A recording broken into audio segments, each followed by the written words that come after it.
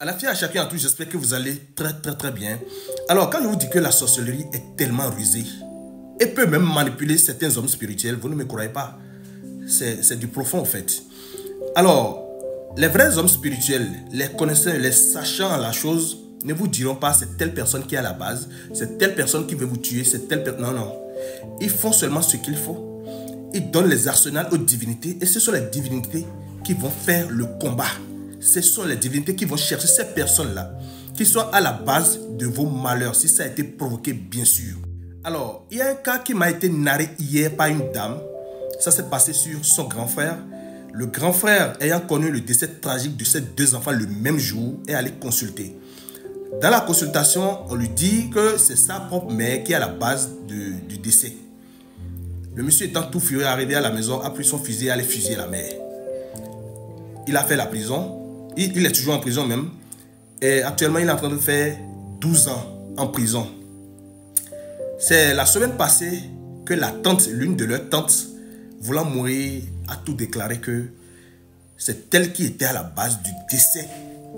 D'accord? Du décès de ses deux enfants. La tante est déjà décédée. D'accord? C'est lorsqu'elle voulait mourir qu'elle a dit. Et ça lui a été rapporté en prison. La réaction de cet enfant, du grand frère de la dame en question qui est en prison, vous savez ce qu'il a dit? Il a dit que lorsqu'il va finir la prison et revenir, qu'il va exterminer tous les enfants de la tante en question. Et qu'il va quitter et encore revenir en prison. C'est touchant. C'est touchant et franchement, affaire de sorcellerie là, c'est-à-dire fouiller de fond en comble. Surtout le fait de donner des noms, c'est telle personne, non. Faites juste ce qu'il faut pour mettre le sorcier ou bien la sorcière en difficulté.